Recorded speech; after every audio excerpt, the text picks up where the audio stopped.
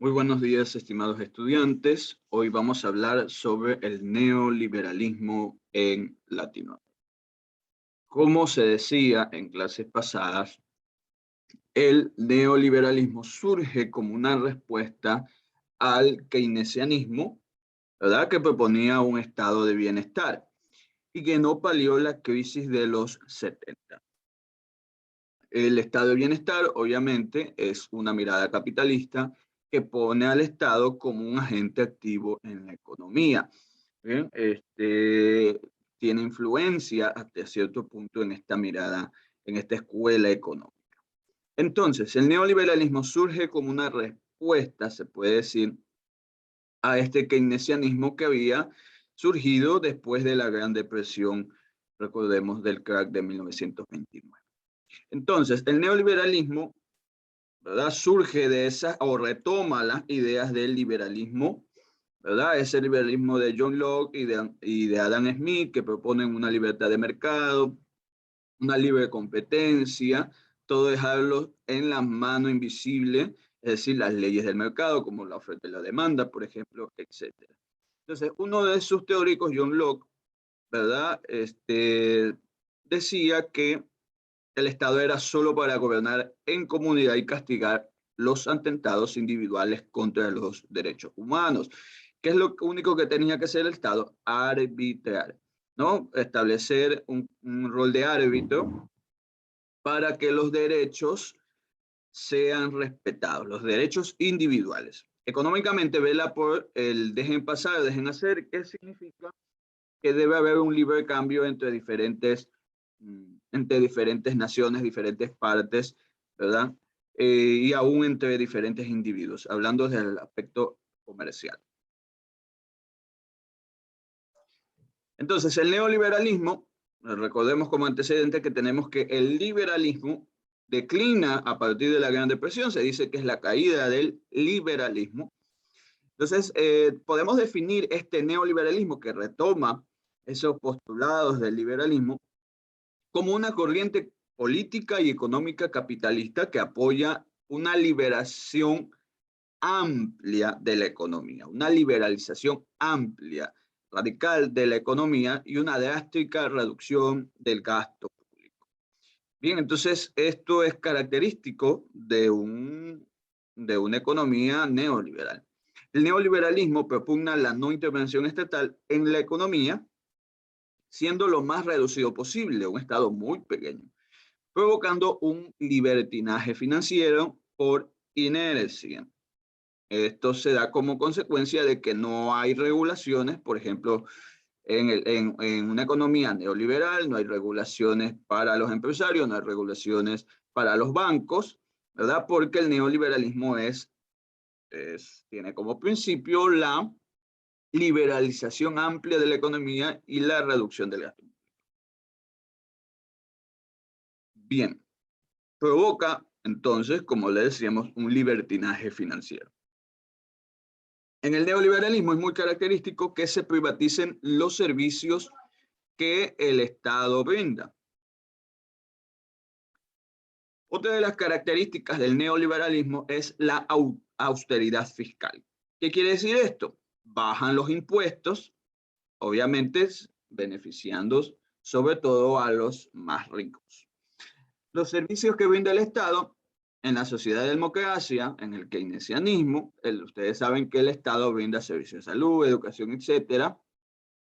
En el neoliberalismo todo queda, ¿verdad?, en la caridad privada. Todo pasa al rol privado, ¿no? A la esfera privada, lo que, bueno, según sus críticos, los críticos del neoliberalismo, hace que las clases sociales con menos recursos económicos pierdan ese derecho o pierdan esa oportunidad de adquirir estos servicios básicos. Era también llamado en los 80 como capitalismo salvaje. Obviamente por esa postura radical, ¿no?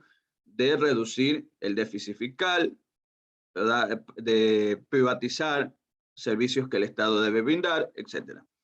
Intenta reivindicar posturas liberales como crítica, se lo decía hace un momento, al keynesianismo, a los postulados desarrollistas y obviamente, el socialismo real que estaba vigente aún en la Unión Soviética, ya en picada, pero aún vigente.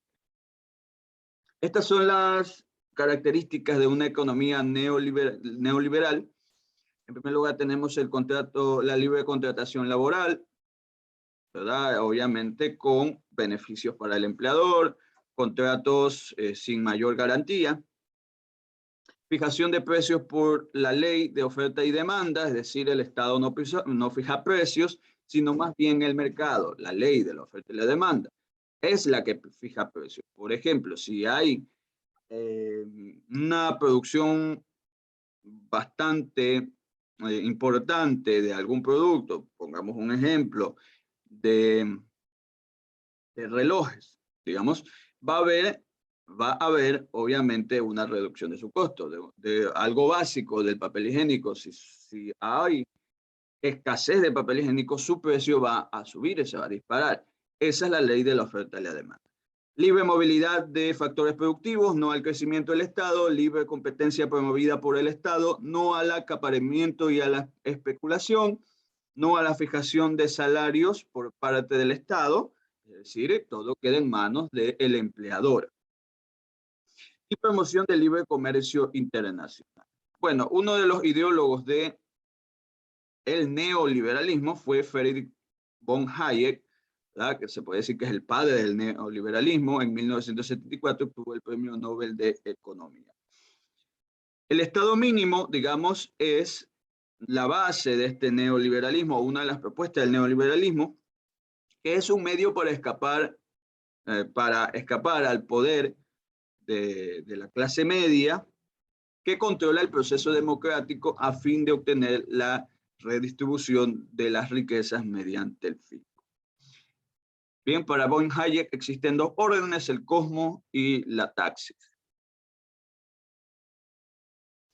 Ok, entonces, en 1960 se estableció la Constitución de la Libertad, que proponía desreglamentar, privatizar, disminuir los programas contra el desempleo, eliminar las subvenciones a la vivienda y el control de los alquileres, reducir los gastos de la seguridad social y, finalmente, limitar el poder sindical.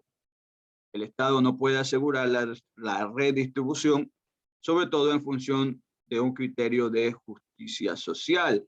Una crítica, obviamente, a las miradas estatistas. En el neoliberalismo también es posible que se privaticen los bancos centrales.